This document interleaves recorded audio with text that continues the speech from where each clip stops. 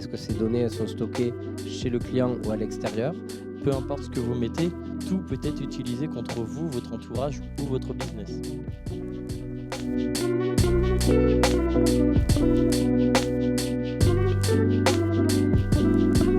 La semaine de la Transphonium, c'est un événement qui est co-organisé par la Mêlée et par la Chambre des métiers et de l'artisanat d'Occitanie. Cette troisième édition, on l'a répartie par grand champ d'action de la transformation digitale. Et donc aujourd'hui, on est sur les sujets de la cybersécurité. Et plus précisément, cet après-midi, on va parler de vos données.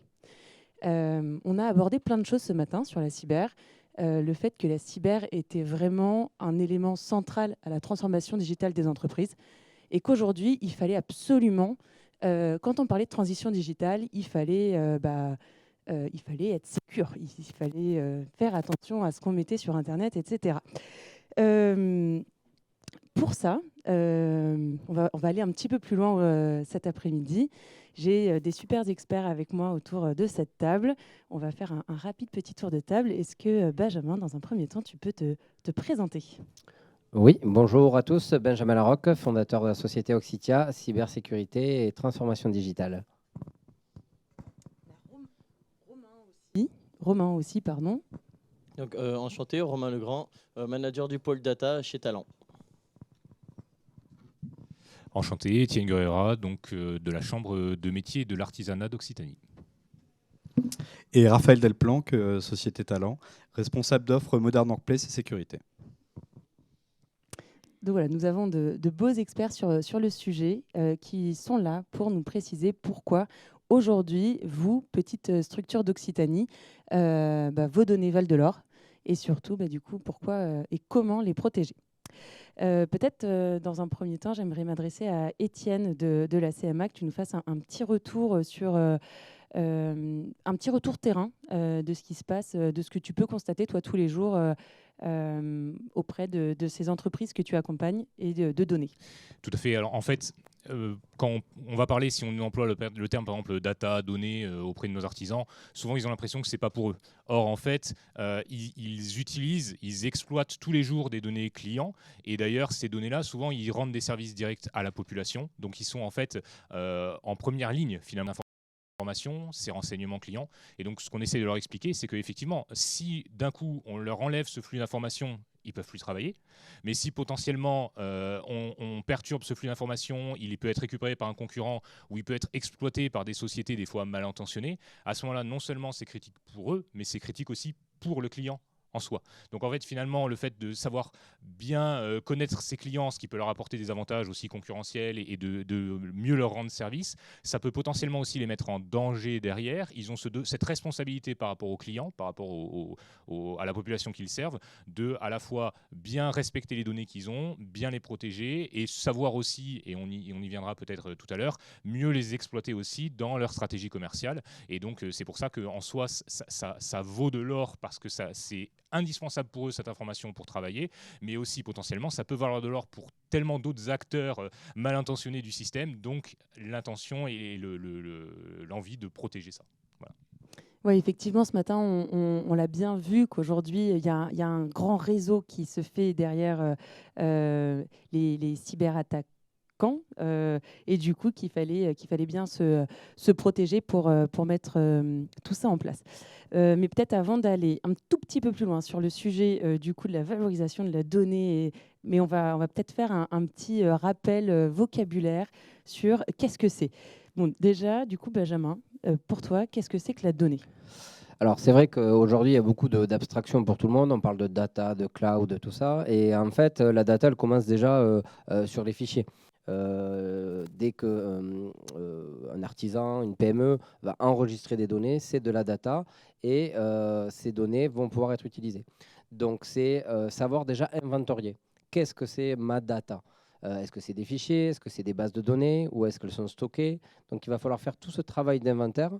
Et là, on se rend compte que les entreprises ne savent pas trop. Elles utilisent un logiciel. Elles ne savent pas des fois si c'est vraiment en ligne, si c'est sauvegardé. Elles ne savent pas où est cette fameuse data. Donc déjà, c'est essayer de l'identifier, de la qualifier et de voir la sensibilité de cette data par rapport au fonctionnement de l'entreprise. Et Et ça, Étienne, est-ce que les entreprises en ont conscience quand on... comment, toi, du coup, tu vas pouvoir les aider ? Pas vraiment, parce qu'en fait, comme on en parlait un petit peu ce matin, souvent il y a une problématique qui arrive où la personne, l'artisan, donc le chef d'entreprise, vient nous voir. Et en fait, c'est là qu'on va décrypter et qu'on va identifier potentiellement un risque ou une opportunité, souvent ça va de pair, et qu'on va essayer de voir avec eux justement quelles sont les données qu'ils ont, quelles sont les données qu'ils peuvent avoir aussi, parce qu'il y en a beaucoup, enfin voilà, la date de naissance, la pointure de chaussure, alors qu'on n'a pas forcément besoin de le savoir. Donc c'est aussi pouvoir un peu faire de la sensibilisation par rapport à ça et montrer l'importance de l'information dans leur travail, de la collecte, du bon archivage, de la protection des données. Souvent, quand on a ce problème-là, c'est que le problème est grave, par exemple un incendie ou une inondation, et là l'artisan il a tout perdu comme données, et c'est là où voilà, un peu tard des fois on dit attention, il faut savoir se protéger. Donc ça nous sert d'exemple un petit peu, ces exemples-là très précis, pour un peu signaler aux artisans et notamment aux créateurs qui démarrent leur entreprise de attention, ces données-là vous sont utiles. Regardez, nous on a des exemples de situations critiques dans lesquelles l'artisan a dû se reconstruire de zéro, et donc c'est important de pouvoir identifier ces données dont vous avez besoin et aussi mieux les protéger. Donc c'est pour ça que à chaque fois on est dans cette notion aussi de à quoi ça peut vous servir. C'est-à-dire qu'en tant que tel, la sécurité des data, pour un artisan, ça lui passe au-dessus, c'est pas utile pour lui. Par contre, dès qu'on va parler de stratégie commerciale, dès qu'on va lui parler de clients, de concurrence, etc., tout de suite, il va comprendre en quoi ça peut lui être utile. Alors pour rebondir sur ce que vient de dire Étienne, c'est clairement identifier ce qu'on va parler de patrimoine digital. Qu'est-ce qui est le patrimoine digital de l'entreprise? Et donc toutes ces données qui vont être collectées, des fois l'entrepreneur, l'artisan, il ne voit pas la valeur d'avoir un fichier de base de données client, qu'est-ce que ça va faire? Déjà, il faut savoir qu'il a une responsabilité numérique, notamment dans le cadre du RGPD, de la réglementation européenne, et que ces données, elles peuvent être utilisées aujourd'hui, on le verra tout à l'heure dans un petit peu les attaques qui peuvent être faites, mais dupliquer des fichiers clients, dupliquer, on en a parlé ce matin, des faux ordres de virement. Donc en fait, tout ça a une valeur. Donc c'est là où il va être très important de qualifier ce patrimoine digital de l'entreprise. Et toi, du coup, tu peux accompagner les entreprises pour justement bien déterminer, parce que bon, il est différent pour chaque entreprise, ce patrimoine. Oui, alors voilà, il va falloir identifier déjà toute la cartographie. On parle de cartographie de système d'information, mais pour une entreprise, c'est déjà faire cet inventaire. On va être sur cette notion d'inventaire, voir un petit peu les applications sensibles, celles où il va y avoir beaucoup de données. Est-ce qu'ils ont la main sur ces données? Est-ce que ces données elles sont stockées chez le client ou à l'extérieur? Et donc avoir un peu cette cartographie. Donc on peut faire ce qu'on appelle des audits d'inventaire qui ne vont pas être forcément très loin techniques, mais déjà au moins mettre le doigt au niveau du client pour lui dire voilà, vos données elles sont ici, elles sont enregistrées là, dans tel ou tel fichier, telle ou telle base de données. Sinon, il ne saura pas comment les protéger, comment les sauvegarder. Là, du coup, j'entends surtout tu parles surtout de données qui sont exploitées par l'entreprise. Quand on a préparé cette table ronde, on a surtout évoqué aussi d'autres données qui pouvaient être plutôt mises en avant par mégarde sur le net. Et ça, Romain, je crois que tu le vois quand même, tu peux le constater un petit peu tous les jours, comme quoi aujourd'hui, tout ce qui est exposé peut être utilisé contre nous. Est-ce que tu peux aller un petit peu plus loin et donner peut-être des exemples un peu plus parlants? Oui, complètement. Effectivement, on peut prendre des allusions qui sont ressemblantes, comme par exemple une poubelle qu'on croit qu'il n'y a rien de spécifique dedans, donc on vide tout à l'intérieur, on la met sur notre trottoir. Derrière, si quelqu'un fout les poubelles, il est capable de nous connaître, de savoir notre quotidien, savoir comment on vit, et puis derrière s'en servir à des fins malhonnêtes. Donc les données, en fin de compte, que vous utilisez, c'est exactement la même chose. Peu importe ce que vous croyez mettre en disant mais ça c'est banal, personne ne s'en servira, ça peut être de la donnée sur vous, de simples photos, de simples vidéos, de simples sons même.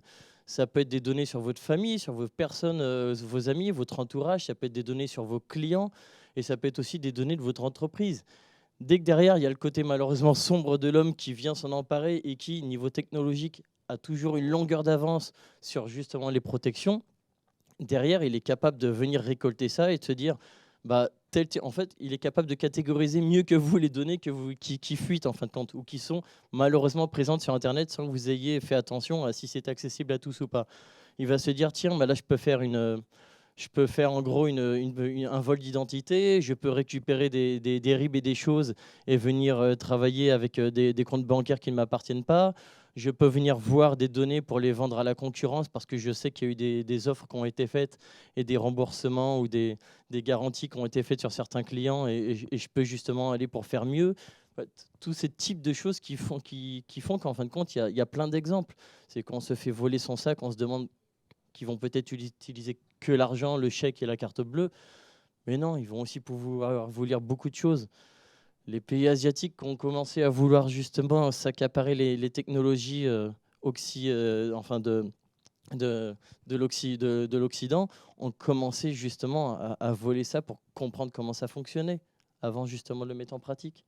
Donc voilà des exemples qui montrent que peu importe ce que vous mettez, tout peut être utilisé contre vous, votre entourage ou votre business. Et je pense qu'il est important de noter aussi que ce n'est pas parce qu'on est une petite structure et qu'on pense que ces données-là ne touchent pas forcément notre société et va toucher notre business. Voilà, comme tu dis, tout peut être utilisé contre nous, contre vous. Donc du coup, voilà, faut bien faire attention à ce qu'on met en avant et où on stocke nos données, etc. Bon, alors du coup, à partir du moment où on a bien compris qu'il faut faire attention à toutes ces données, concrètement, qu'est-ce qu'on peut mettre en place? Qu'est-ce que les entreprises qui nous suivent aujourd'hui peuvent mettre en place pour protéger au mieux leurs données, puisque leurs données valent de l'or, on l'a bien compris. Ce que Benjamin a poussé, une des premières choses à faire, c'est justement catégoriser la donnée, savoir où elle est, où elle va, par exemple, dans un premier temps, pouvoir la catégoriser en disant quelles sont celles qui sont sensibles, pourquoi c'est sensible, est-ce que c'est sensible niveau business, est-ce que c'est sensible niveau personnel, est-ce que c'est sensible d'un autre niveau, c'est-à-dire niveau stratégie de notre entreprise, par exemple. Donc commencer au moins à la comprendre et à se dire qu'est-ce qu'on pourrait faire de mal avec pour comprendre justement qu'elle a un niveau de sensibilité. Ah, je vois qu'on a une petite question. On me demande où sont stockées, enfin je ne sais pas où sont stockées mes données. Comment aujourd'hui une entreprise peut savoir où sont stockées ses données? À ce jour, clairement, quand vous mettez vos données chez des fournisseurs hébergés par le cloud, vous ne savez jamais réellement où elles sont. C'est pour ça que ça fait partie maintenant des lignes qu'on demande à avoir dans les contrats. C'est tout le temps écrit dans les petites lignes, mais ça fait partie des clauses que beaucoup de clients maintenant qui veulent remettre la main sur ce qu'ils donnent et sur l'infrastructure qu'on leur propose, ils demandent maintenant justement où est-ce hébergé, dans quel pays, est-ce que c'est souverain, est-ce que c'est à l'international, est-ce que c'est sur un disque dur d'une baie qui a été enterré aux États-Unis et qui est sécurisé un minimum. Voilà des types d'informations comme ça qu'il ne faut justement pas hésiter à demander, qu'il faut qu'elles soient claires dès le début. Et si je peux me permettre aussi, des fois, elles sont nulle part en fait. C'est-à-dire que des fois, elles sont juste pas stockées, pas sauvegardées. C'est un carnet, voilà, j'ai plein d'infos de mes clients, mais finalement, c'est tout dans la tête. Et le jour où il faut que je note tout parce que j'ai besoin, voilà. Et donc, c'est là où aussi, souvent, il y a le premier déclic de OK, je veux les sauvegarder. Donc, autant dès le début, en fait, mettre en place une solution qui soit sécurisée. Plutôt que, effectivement, de se dire OK, j'ai absolument besoin de sauvegarder, donc je mets tout sur une clé USB. Parce que concrètement, nous, c'est ce qu'on voit en fait. C'est qu'à partir du moment où on dit je dois sauvegarder, ok, c'est mis sur mon ordinateur. Voilà. Mais si l'ordinateur il flambe, il n'y a plus rien. Ou sur une clé USB. Et la clé, elle va se balader, elle va griller, et puis à un moment, on va se dire mince, j'ai fait plus rien. Donc il n'y a rien de pire en fait aussi quand on met en place une solution, que cette solution soit défaillante, parce que souvent ça veut dire qu'on revient en arrière, et à ce moment-là, c'est très compliqué de refaire cet effort-là pour revenir vers une première action, parce que en fait, le chef d'entreprise s'est dit j'ai testé, ça n'a pas marché. Voilà. Et ça, c'est assez dramatique, malheureusement. Donc, savoir où sont stockées ces données. Ça, c'est du coup première recommandation. On en a la responsabilité un minimum. On en a la responsabilité un minimum aussi. C'est ce que nous apprend la gouvernance de données, peu importe la taille de l'entreprise. C'est qu'on les fournit à quelqu'un dans l'optique d'y travailler, les mettre soit dans une infrastructure, soit en application. C'est de savoir ce qu'ils en font. C'est un peu comme un sportif qui demande à ce qu'on gère son budget, son portefeuille. Derrière, si un jour il y a un problème et que ça lui retourne dessus, il dira « mais je ne savais pas qu'on mettait mon argent à tel endroit ». Il fallait poser la question. Il faut être maître de savoir, même si ce n'est pas vous qui le faites, il faut être maître de là où ça va. Donc là, j'entends le facteur humain, on en a parlé tout à l'heure. Peut-être, Benjamin, tu peux nous en dire un petit peu plus sur Déjà, toi aussi, un peu, la formation aussi des collaborateurs, je sais que c'est un point que tu avais pas mal abordé. Voilà, lors de la donc là on parle un petit peu de technique, les données, les datas, mais il faut aussi sensibiliser l'ensemble des équipes, des collaborateurs, même sur une petite structure où il peut y avoir 2 personnes qui peuvent travailler. Pourquoi pour prévenir. Avoir une réactivité. On se rend compte qu'en cas de cyberattaque, c'est la réactivité qui va primer. Bien sûr, s'il n'y a rien qui a été mis en amont, là, ça sera très difficile. Comme il disait, si ça n'a pas été stocké ni sauvegardé, on ne pourra rien récupérer. Ça, c'est clair et net. Donc, il faut faire du préventif en amont. Au-delà de ça, il faut savoir, on en parlera sûrement tout à l'heure avec Romain, mais la partie des accès, parce qu'une fois qu'on sait où on a nos données, on les a sauvegardées, mais qui accède, quand ou comment, il faut savoir que plus de la moitié des attaques proviennent de l'intérieur d'une entreprise, alors soit par malveillance, soit par négligence. On reçoit tous du phishing, donc une fois que quelqu'un a cliqué dans l'entreprise, ça peut venir de l'intérieur. Donc limiter, on verra, ça fait partie des règles. Donc il y a plusieurs actions qu'il faut rentrer dans cette démarche. Il faut rentrer dans cette démarche d'identifier, de mettre en œuvre des mécanismes de restauration, de mettre et impliquer tout le monde, parce que ça peut pas être juste le chef d'entreprise, ça peut pas juste être le service informatique quand il y en a un, ou on parlait tout à l'heure des contrats externalisés. On l'a vu, c'est sur le cloud, c'est sauvegardé. Faux, archi faux, c'est sur le cloud, vous y avez accès tout le temps et de partout, mais ça ne veut pas dire que c'est sauvegardé. Donc attention au contrat, il y a du juridique aussi derrière. Donc vous ne pouvez pas dire, il y a la responsabilité numérique du dirigeant. Ce qu'il disait tout à l'heure, ça vaut, comme le sportif, ça vous reviendra dessus. Donc du coup, là, toutes ces questions autour de la sauvegarde de données, justement, on pense que justement, quand c'est sur le cloud, c'est bon, c'est sécure, parce qu'on peut y aller un peu tout le temps. Quelles sont les bonnes pratiques, justement, en termes de sauvegarde de données? Est-ce qu'il faut le faire toutes les heures? Est-ce que c'est quelque chose à faire tous les mois? Voilà, alors déjà, il va falloir essayer d'automatiser tout ça, parce que bien sûr, on en voit souvent qui mettent les clés USB. Bon, puis ils vont le faire 1 fois, 2 fois dans la semaine, et puis ils vont oublier. Donc, par exemple, j'ai un cas d'usage, là, un cabinet médical. Oui, on fait les sauvegardes, on a la clé USB. Oui, mais il y avait 53 jours de retard. Donc, ça veut dire 53 jours de perdus. Donc, ça veut dire autant de données qu'il va falloir soit ressaisir. Donc là, c'est un cabinet médical. Ce cabinet, il envoie des attestations à la Sécu, il envoie des données administratives, financières. Donc 53 jours de perdu. Donc on se rend compte qu'on ne peut pas le laisser gérer de manière manuelle. Donc là, il faut automatiser. Sur la sauvegarde, il y a 3 niveaux. Alors si on va être au top, c'est 3 niveaux. Une sauvegarde en local, c'est-à-dire que vous avez accès rapidement à ces données. Une sauvegarde à distance, si vous avez un site distant ou en ligne. Mais je parle bien de sauvegarde. Donc, c'est-à-dire, c'est pas parce qu'on est sur le cloud, parce qu'on est en ligne, que c'est une sauvegarde. Une sauvegarde, c'est une donnée morte, c'est-à-dire que vous n'y accédez pas, sauf en cas de besoin de restauration. D'accord. Et une sauvegarde déconnectée, donc ça, c'est un peu surtout même avec les nouvelles menaces de rançongiciel, ce qu'on parlait ce matin, là, qui vont crypter vos données. Avoir une sauvegarde déconnectée, ça va vous protéger, parce que maintenant, les nouveaux rançongiciels cryptent aussi vos données sauvegardées. Donc, vous allez vous retrouver à avoir des données qui vous ne pourrez même pas restaurer.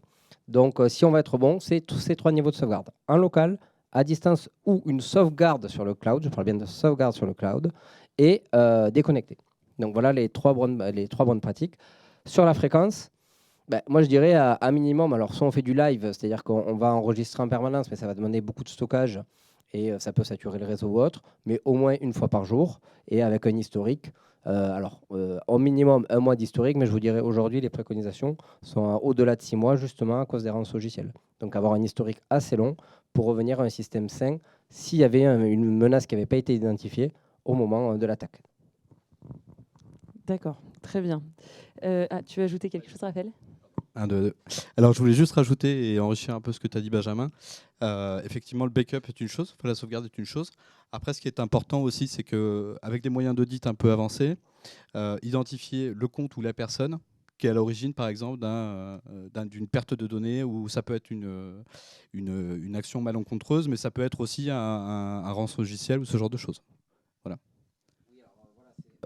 Oui, c'est exactement ça. C'est que si vous ne mettez pas en amont les moyens de tracer, savoir ce qui s'est passé, donc avoir ce qu'on appelle les gestions des accès, si on n'a pas des historisations, des logs, donc des journaux qui vont enregistrer ce qui va se passer au préalable, vous n'aurez jamais la preuve de savoir qui a fait quoi et vous ne pourrez pas remonter à l'origine. Donc ça, c'est pareil, il faut le mettre en amont. Ce n'est pas après coup qu'on va pouvoir faire. On peut faire des enquêtes numériques, aller chercher et prouver, mais forcément, ça sera beaucoup plus compliqué si on n'active pas ce que vient de dire Romain.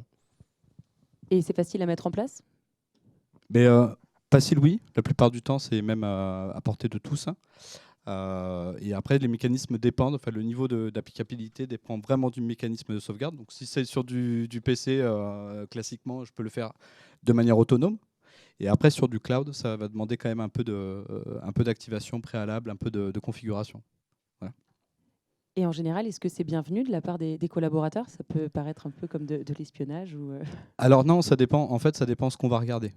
L'idée, c'est vraiment de mettre des métriques au bon endroit, qui a accédé au fichier, à quel moment, et le niveau de modification de ma donnée. Voilà. Donc ça vaut pour un fichier, ça vaut pour un simple partage sur un biais de communication d'entreprise. C'est valable pour tout. Voilà.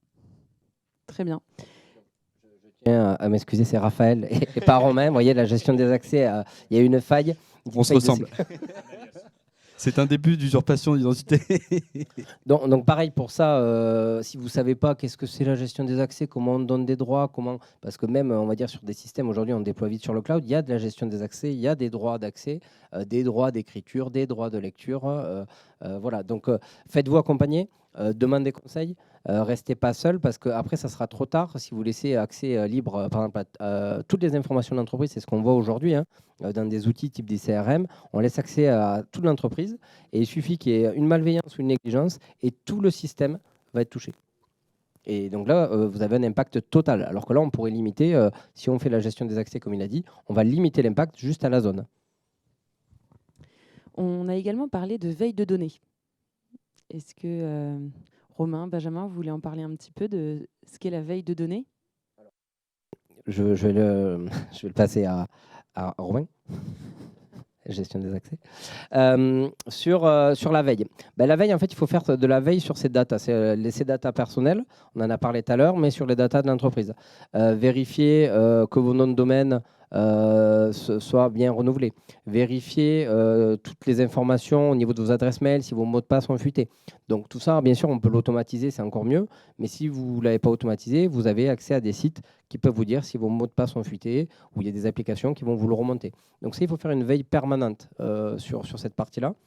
Parce que là, ce qui va primer, c'est la réactivité. S'il y a une fuite d'un accès d'un collaborateur, d'un utilisateur, il va falloir très vite désactiver, changer les mots de passe, changer les mécanismes de sécurité.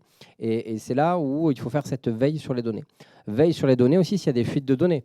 Si vous avez un site internet assez commun, aujourd'hui 80% des sites internet sont sous WordPress, si vous ne faites pas la veille technologique, c'est-à-dire de faire les mises à jour et que votre site soit protégé, s'il y a une fuite de données ou maintenant il y a des duplications de sites, c'est-à-dire qui ressemblent exactement au site de votre entreprise, vous êtes artisan et c'est totalement dupliqué, vous allez avoir des clients qui vont vous appeler en disant j'ai jamais reçu ma commande alors que ça a été commandé sur le site pirate.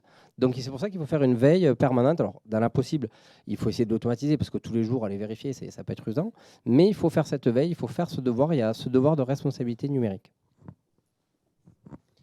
Et du coup, j'ai juste eu une question en ligne. On me demande justement si mes données fuitent, quels sont mes recours? Alors, moi, je ne suis pas expert sur le RGPD, mais en fait, il va falloir très vite déclarer l'incident. Vous avez un délai entre 48 et 72 heures pour le déclarer. Et il faut vraiment réagir très, très vite. C'est-à-dire qu'il va falloir identifier ce qui a été corrompu, parce qu'il va falloir le déclarer au niveau de la CNIL. Et pareil, il faut ne pas hésiter à porter plainte. Aujourd'hui, dans les statistiques, c'est à peu près une cyberattaque sur 250, donc c'est les chiffres qui est déclaré. Donc forcément, les moyens mis en œuvre par les cybergendarmes sont assez limités. Donc n'attendez pas à la fois parce que vous allez le remonter à la CNIL et à la fois parce que vous allez porter plainte que ça soit résolu. Il va falloir passer à l'action, soit avec vos services internes, soit avec des sociétés externalisées. Pour compléter ce qui a été dit, oui, donc il faut tout de suite penser à la CNIL, clairement. Il faut surtout avoir conscience de tous les contrats qui ont été effectués. À partir du moment où vous portez plainte sur une offre où vos données ont été volées, mais que derrière, vous remarquez que sur l'offre, il n'avait pas eu la proposition d'administrer les accès et que c'était ça vous incombait justement de trouver une autre solution ou de vous faire plus accompagner, ça peut aussi éventuellement retourner contre vous. C'est pour ça qu'aussi dans la veille technologie, on parle beaucoup d'audit. L'audit, à chaque fois, qui doit être récurrent, soit mensuel, soit annuel, en fonction de l'importance. Mais pour venir revérifier si ce qui est mis en place est bon. On parle aussi beaucoup de veille technologique, mais de veille sur les données concrètement. Je vous donne un autre exemple de sécurité qui n'est pas lié à la technologie. Vous avez une fiche client que vous avez gardée pendant très longtemps, vous n'y avez pas touché du tout. Et je ne sais pas, peut-être 5 ans après, vous voulez la réutiliser. Sauf que le numéro et l'adresse n'étaient plus attribués à cette personne-là et qu'elle a changé. Et ben, une personne à qui appartient l'ancienne adresse et le téléphone pourrait se retourner contre vous parce qu'elle n'a jamais demandé à ce que ce soit utilisé. Donc de la veille, ce n'est pas que sur la technologie, c'est aussi sur la donnée en elle-même. À se dire, est-ce que ma donnée est encore à jour? Est-ce qu'elle est encore bonne? Et si elle n'est plus bonne, est-ce que j'ai donc encore le droit de l'utiliser, de la conserver et peut-être pas de la supprimer pour éviter que quelqu'un porte plainte contre moi et que ça m'engendre des dommages justement dans mon entreprise. Donc il y a aussi cet aspect-là. Pas que le côté techno, mais le côté clairement aussi données pures. Peut-être rajouter aussi un élément, c'est que ça fait maintenant quand même un moment qu'il y a de la sensibilisation qui est faite, par exemple au niveau du RGPD, au niveau de cette protection-là. Donc juste, qu'on va dire, au secteur de l'artisanat, aux dirigeants de TPE, on ne peut plus décemment dire qu'on ignore en fait. Et ça, c'est vrai que c'est compliqué. C'est-à-dire que, bon, même si malgré le nom, il n'y a toujours pas la RGPD police qui va débarquer, voilà, et nous on dit aux gens, bon, concrètement, vous risquez pas directement, effectivement, mais vous ne respectez pas la loi. La loi, elle est en place, déjà ça fait quelques années, vous ne la respectez pas, donc surtout faites attention, et là c'est vrai que dans la personnalisation aussi de ce qu'il faut faire, il y en a beaucoup qui pensent que voilà, je vais copier-coller une solution qui a été faite à côté, je vais prendre des solutions toutes faites, or là, et tu l'as bien dit, c'est souvent au cœur du système, il y a le dirigeant, il y a la RH, or il y a pas, il y a, suivant les secteurs d'activité déjà, les problématiques ne sont pas les mêmes, mais suivant les personnes, la façon de bosser, la façon de travailler, les compétences qu'on a aussi, la solution va pas être la même. Et c'est vrai que là, on le voit, nous, il y a plein de domaines où, en fait, quand on va prendre des exemples concrets, tout de suite, c'est parlant. C'est vrai qu'une facture d'un maçon qui fuite, bon, c'est pas, on a l'impression que c'est pas trop problématique. Sauf que si d'un coup, on va faire fuiter tous ses prix, tous les prix qu'il pratique, etc., tout son carnet de commande, tout de suite, il va se dire, voilà. Ou alors, sur des chantiers où il y a quand même des montants importants, si à un moment, il y a une facture qui est falsifiée avec un autre RIB, etc., ou quoi, le montant viré, il va ailleurs. Concrètement, là, aujourd'hui, les moyens de recours sont quand même compliqués à mettre en place. Et potentiellement, ça veut dire qu'il y a des problèmes dans la trésorerie, ça veut dire que ça abîme le fonds de roulement à la trésor, et on sait aujourd'hui que ça peut mettre une entreprise dedans, quoi. Pareil, alors nous, c'est l'exemple qu'on donne des fois. Par contre, voilà, sur un maçon, c'est pas très grave, mais si maintenant je vais prendre pour une esthéticienne et toutes les prestations qu'elle a faites auprès de ses clientes du territoire qui vont fuiter sur Internet, ça va être problématique pour elle. Donc ça va ruiner sa réputation et potentiellement, elle va avoir du mal à rebosser derrière, y compris en tant que salarié. Donc c'est vrai que ça a une telle importance dans le cas critique que même si, on va dire, les occurrences étaient assez peu fréquentes, aujourd'hui, ça devient de plus en plus fréquent parce qu'il suffit de voir, moi j'ouvre ma boîte mail tous les jours, j'ai du phishing, les collaborateurs c'est pareil, les entreprises c'est pareil. Souvent, l'entreprise n'a pas fait aussi de l'effort d'avoir un mail pro, donc on réutilise le mail de la famille, Wanadoo et compagnie, où voilà, il est dans toutes les listes de phishing de France et de Navarre et international. Donc le risque, aujourd'hui, il est quand même assez élevé. De plus en plus, avec la dématérialisation des données des factures, il va devenir de plus en plus élevé. Et surtout, je pense que ce qu'il faut dire aujourd'hui, c'est il faut adapter les solutions à chaque entreprise, à chaque profil. Le risque, comme on l'a dit tout à l'heure, c'est de se dire, OK, j'ai ce problème, je vais prendre une solution clé en main, voilà, et puis basta, c'est mis sous le tapis. Ça n'existe pas, en fait. Ça n'existe pas. On prend un risque total si on fait ça, au même titre que si on prend un site internet tout fait en se disant, c'est bon, j'ai rien à changer, j'ai rien à mettre à jour. Et au final, si le site n'est pas mis à jour, voilà, du WordPress pas mis à jour, il y a des failles de sécurité qui apparaissent. Et on a aujourd'hui, nous, des situations assez critiques où des gens se sont fait pirater même des petits sites internet où ils pensaient qu'il y avait... Sauf que ça a ruiné potentiellement leur réputation parce qu'après, à partir du moment où il y a le référencement qui est fait là-dessus, ben, c'est trop tard. Malheureusement, c'est trop tard. Oui, tout à fait. Et donc, effectivement, l'accompagnement est super important. Et aujourd'hui, il existe, et justement, un certain nombre sont intervenus ce matin, un certain nombre d'acteurs sont là pour vous proposer du coup le meilleur prestataire pour vous accompagner dans les solutions que vous avez ciblées. Mais peut-être avant d'aller un petit peu plus loin là-dessus, dans les autres actions concrètes qu'on a abordées, et ça a peut-être fait un petit peu le lien avec ce que tu as commencé à aborder, Étienne, mais Romain, Benjamin, on a aussi parlé du Zero Trust. Est-ce que vous voulez aller un petit peu plus loin sur ce sujet ? Effectivement, Zero Trust, parce que enfin, ça reste un jeu à chaque fois commercial. De toute façon, c'est chaque offre qu'on vous apporte. Le but, c'est de la décortiquer en package et de vous proposer des offres qui, à la fin, peuvent s'accumuler. Donc, ça fait partie du premier déjà Zero Trust. Et comme l'a dit Étienne, c'est est-ce que ce qu'on m'a vendu et ce que je vais signer est suffisant ? À vous de regarder, c'est pour ça qu'on parlait encore d'audit, à vous de voir si ça touche toutes les couches qui permettent justement de venir voir si votre donnée est sécurisée. Depuis le stockage, l'administration, l'accès, l'export, toutes ces petites briques, tous ces jalons en fin de compte qui viennent faire circuler la donnée, vérifier si elles ont été répondues un minimum partout. Tel que le cryptage aussi, comme l'a dit Benjamin. C'est pas parce qu'on prend la donnée et qu'on l'exporte et qu'elle n'est plus sur le réseau que derrière, si quelqu'un la trouve et que la rebranche au réseau, il y aura accès. Donc on parle aussi de cryptage là-dessus. Donc voilà pourquoi le Zero Trust, c'est parce que il y a tellement de possibilités, tellement de choses à faire, en fait, que soit ça n'est pas dit pour le business, soit ça n'est pas dit parce qu'on ne le sait pas tout simplement, ou soit ça n'est pas dit parce que c'est frauduleux, que c'est néfaste et que c'est quelqu'un qui fait exprès de ne pas vous le dire non plus. Il y a plusieurs dimensions. Et c'est là où ça rejoint l'histoire, on va le zéro trust, donc avoir confiance entre guillemets en personne. En fait, c'est faux. Voilà, un logiciel qui est sécurisé un jour n'est pas sécurisé pour toujours. Hein. Les failles apparaissent tous les jours. Si vous regardez les actualités, vous savez pas, vous cherchez cyberattaque, faille, et vous allez voir dans les actualités le nombre de failles qui sortent et de cyberattaques par jour. Si on parle, il y a 3 hôpitaux là, qui ont été piratés, Brest, Bruxelles et Barcelone. Donc quand même des grosses structures. Donc tous les jours, il y en a et tous les jours, il faut mettre à jour. C'est-à-dire que ce que disait tout à l'heure, il faut faire des audits. Alors ça peut vous paraître, oh là là, des audits, c'est compliqué. Mais en tout cas, faites de la veille. C'est-à-dire vérifier si votre site il est à jour, demandez conseil. Si vous prenez un contrat, ne croyez pas, oui, le logiciel est peut-être sécurisé, le flux est peut-être sécurisé entre vous et la machine. Mais si votre machine, elle n'est pas sécurisée, c'est fini, c'est trop tard.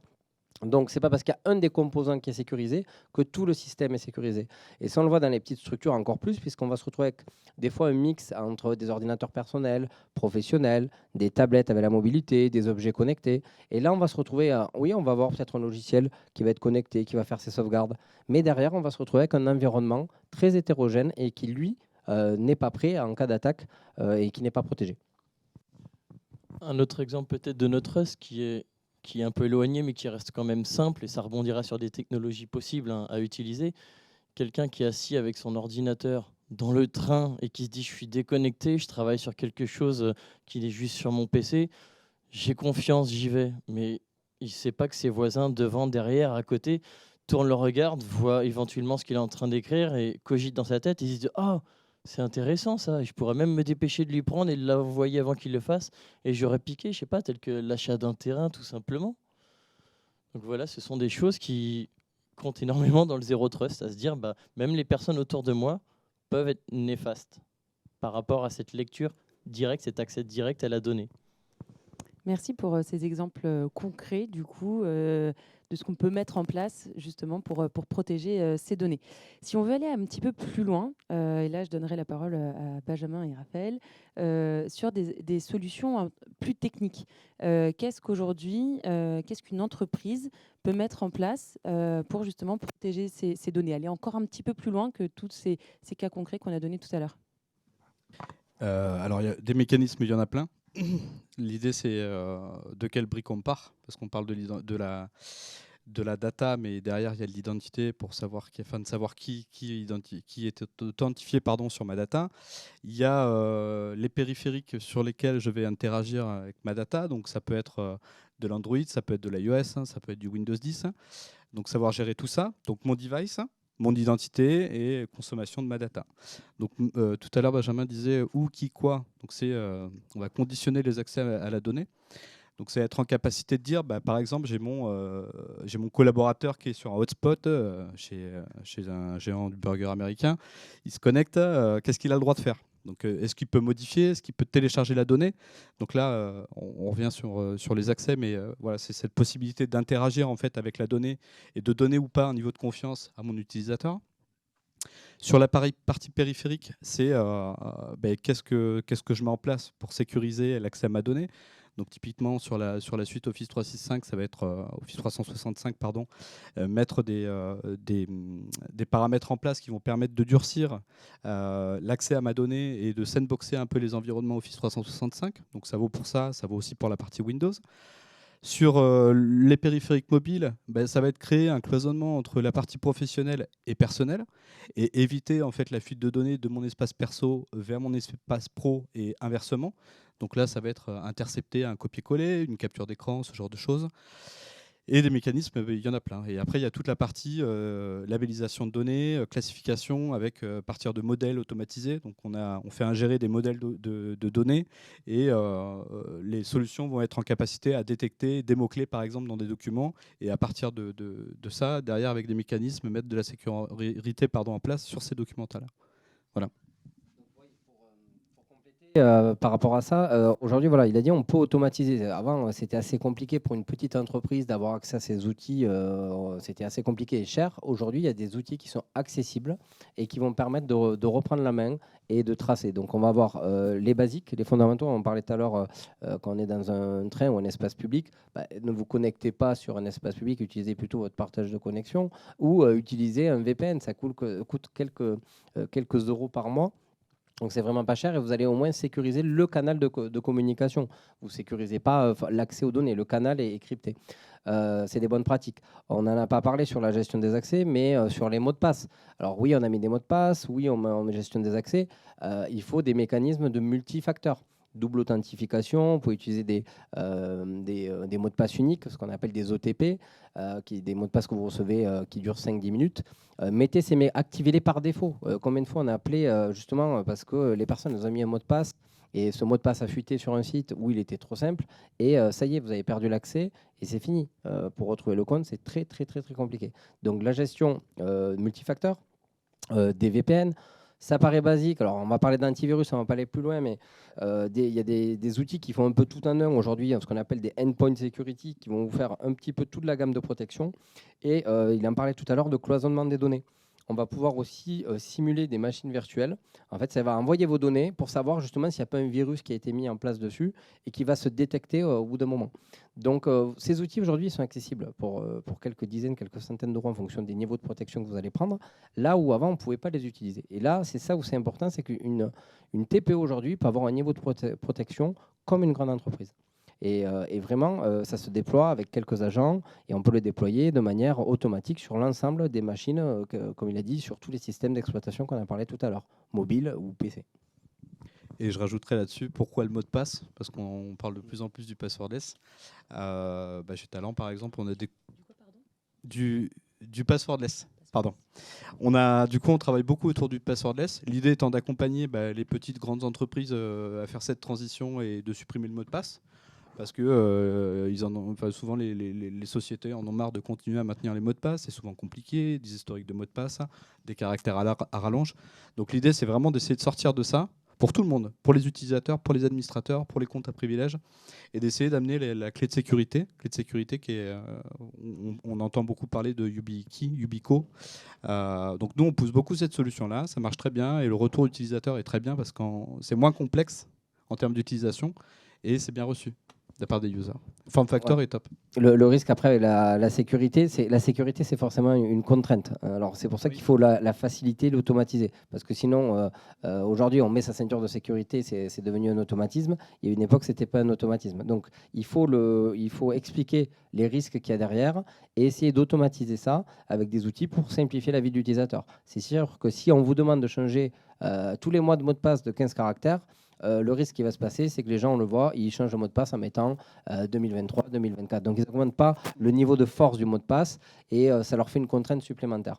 Donc, il faut transformer cette contrainte aussi en opportunité et éveiller les utilisateurs en leur simplifiant la tâche avec des outils comme il vient d'évoquer. Et typiquement, ce genre de facteur peut être utilisé aussi bien à titre professionnel que personnel. On va pouvoir enrôler aussi bien les comptes de l'entreprise que des comptes personnels, du Gmail, Yahoo et compagnie, quoi. Et tant qu'il y a les mots de passe, il faut utiliser des coffres-forts de mots de passe. Alors même eux peuvent être susceptibles à la faille, mais on est sur une phase de transition un peu entre les mondes avec et sans mot de passe.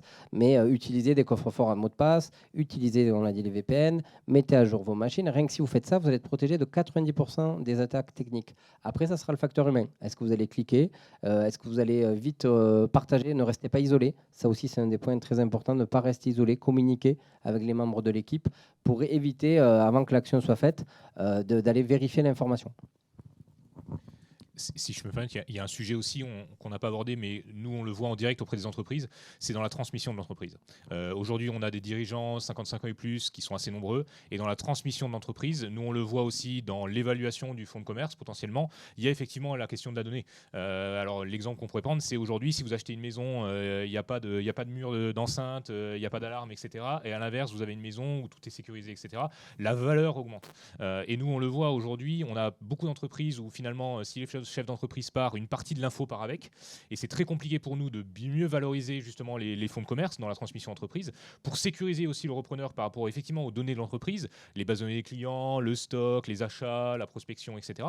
Et nous, on a des fois, effectivement, on a un repreneur qui reprend l'entreprise et qui doit reconstruire tout ça parce que finalement, le cédant est parti avec.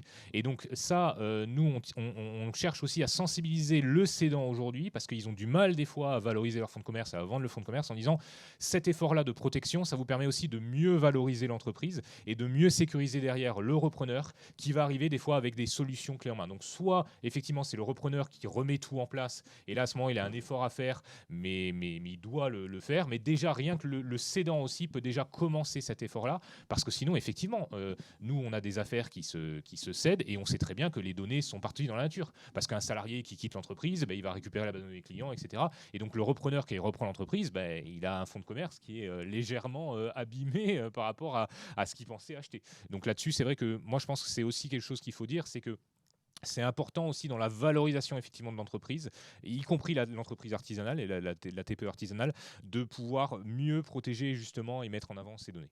Voilà. C'est pour ça que je reviens sur la terminologie de patrimoine digital de l'entreprise, c'est la valeur ajoutée que vous avez amenée en stockant ces informations ou en créant, parce qu'aujourd'hui il y a beaucoup de sociétés qui travaillent que dans le digital. Si vous faites du e-commerce, 100% va être dans le digital. Donc là, le patrimoine de l'entreprise est ultra sensible. Donc quoi qu'il arrive, il faut que ça soit valorisé et bien identifié pour bien le protéger. Merci pour toutes ces informations. On arrive du coup sur la fin de cette table ronde déjà. Le temps passe très vite. Non. Moi, j'aime bien faire... alors, en attendant les éventuelles questions qu'il pourrait y avoir dans la salle ou en ligne, je voulais vous demander un petit mot de la fin. Finalement, voilà, le sujet de cette table ronde, vos données valent de l'or, protégez-les. Voilà, si vous avez du coup une phrase à partager avec l'audience. Peut-être une petite allusion encore en office d'exemple. Rien n'a été inventé en fin de compte. Tout existait déjà, sauf que ça a été informatisé. On peut prendre l'exemple encore d'une maison qui est sécurisée. Avant, il y avait un seul verrou, on en a mis 3, on a mis des barres latérales, on a rajouté une alarme, il y a la protection de quartier, des choses comme ça. Enfin, on achète un coffre qui est beaucoup plus solide pour mettre ses papiers dedans, éviter l'incendie, éviter des autres choses comme ça. On ferme les fenêtres, on y met des volets. Pour moi, c'est une bonne transmission, une bonne transposition en fin de compte qui se dit en informatique, c'est exactement la même chose.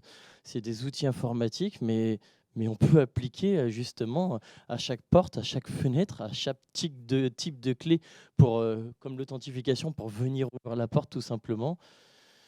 Personne ne voudrait laisser sa porte ouverte sauf si on habitait dans le meilleur des mondes, quoi.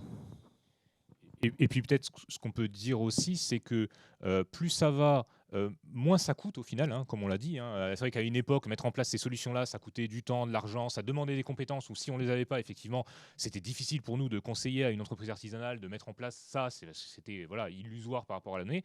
Et plus potentiellement le risque est important, effectivement, si jamais il arrive une faille ou une problématique, de perdre des choses de plus en plus importantes, justement. Parce que de moins en moins, on va excuser le fait qu'ils n'ont pas protégé les données. À partir du moment où là, on va dématérialiser les factures, voilà, le fait que de perdre ces données clients et tout, d'un coup, on va se dire, mais comment vous n'avez pas fait ça ?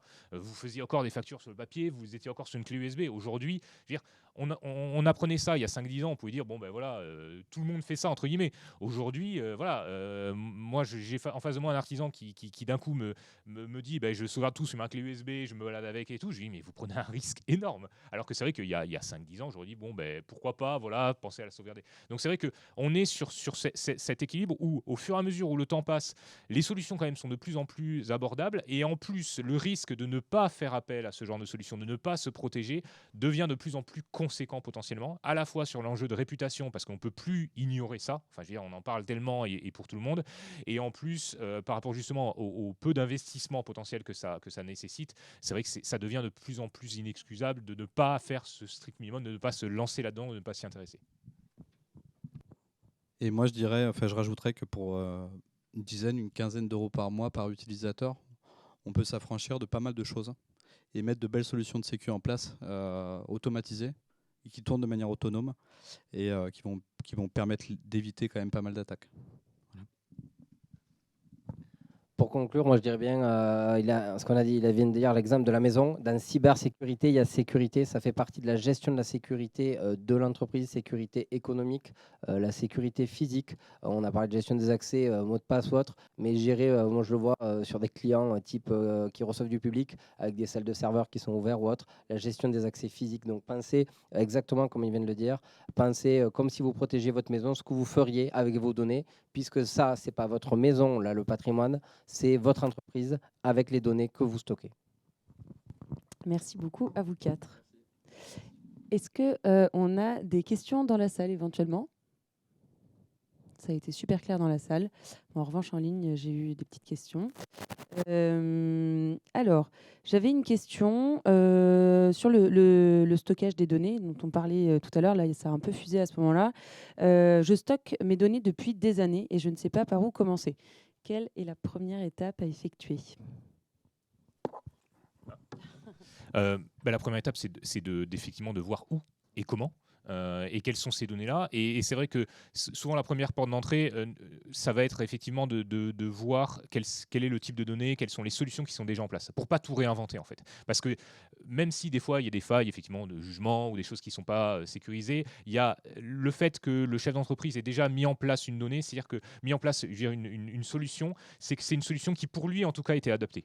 Donc l'idée c'est pas de lui proposer totalement autre chose, c'est de voir déjà comment il fonctionne naturellement et d'essayer de mettre en place des mécanismes qui sont un peu mieux sécurisés par rapport à déjà ce qu'il est capable de faire, ce qu'il veut bien faire dans le temps et ce qui pour lui est naturel. Parce que ça c'est sûr que ce réflexe-là, il faut qu'il devienne naturel, mais voilà, on peut pas le susciter comme ça si quelqu'un n'a jamais pris c'est comme quand vous tapez sur un Word, si vous avez jamais pris le truc de CTRL-S tout le temps, ben voilà, au début vous allez perdre plusieurs fois des fichiers jusqu'à temps que ça vienne naturellement. Mais c'est là où c'est important de voir effectivement qu'est-ce qui a été mis en place et qu'est-ce qu'on peut améliorer pour un coût moindre et comment aussi, et c'est là où j'insiste aussi, faire en sorte que ça ne soit pas simplement pour sécuriser, mais aussi pour créer une opportunité derrière, potentiellement dans la stratégie commerciale, potentiellement dans l'exploitation, dans le mieux travailler aussi pour que justement il y ait cet aspect aussi, gain de temps, d'argent par rapport à ce qui est mis en place.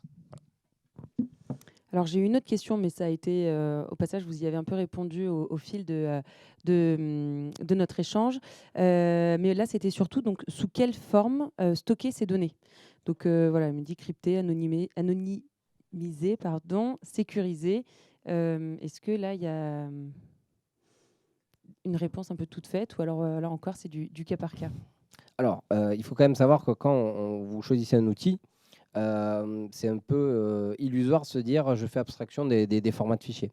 Vous allez faire un choix, alors si on parle des jeux américains, vous allez faire un choix sur les formats de données, vous pouvez prendre des outils open source, mais vous allez quand même être dans un format de fichier. Après, il faut penser à c'est des clauses de réversibilité, même sur des contrats cloud ou autres, de penser à comment je peux récupérer, me rapproprier la donnée. Donc la personne avant disait par où je commence, déjà je commence par savoir chez qui c'est stocké, sous quel format, et déjà je me les rapproprie en local, ce qu'on disait tout à l'heure, avoir une copie en local pour ne pas être dépendant. S'il y a un problème, on le voit en ce moment géopolitique, s'il y a un problème, si l'entreprise de cloud à un moment venait à fermer ou pour des raisons géopolitiques qui pourraient limiter les accès, déjà se rapproprier ces données et se les stocker. Alors, chiffrer ces données, oui, moi je recommande de chiffrer les appareils, en tout cas de tout ce qui est stockage nomade et mobile, que ça soit chiffré, parce que si vous le perdez, au moins les personnes, même si elles ont les accès, les mots de passe, elles ne pourront pas accéder aux données puisqu'elles seront chiffrées, donc ça demandera des compétences techniques beaucoup plus complexes. Anonymiser, alors là, il faut voir aussi sur la durée de conservation des données. Est-ce que vous devez les anonymiser ou pas? Après, vous n'allez pas anonymiser toutes vos données, sinon vous ne pourrez pas les utiliser au quotidien. Donc, il faut vraiment aussi se renseigner sur le légal, sur ce que vous devez faire sur la conservation des données. On en parlait tout à l'heure. Est-ce qu'un fichier, au bout de 5 ans, vous avez encore le droit de l'utiliser ou pas? Renseignez-vous par rapport à votre profession, parce que là, ça dépend souvent de la profession. Et il y a des durées de conservation obligatoires. Il y a des durées de conservation qui sont recommandées. Mais il faut faire aussi cette veille juridique et technologique. Il faut savoir qu'aujourd'hui, il y a des guides de la cybersécurité, le code de la cybersécurité et le code de la protection des données personnelles qui sont disponibles pour avoir l'ensemble de ces informations. Très bien, merci beaucoup. Le temps, on arrive au bout de notre timing. Merci la régie. Merci à tous ceux qui nous ont suivis. Merci à ceux qui sont présentés.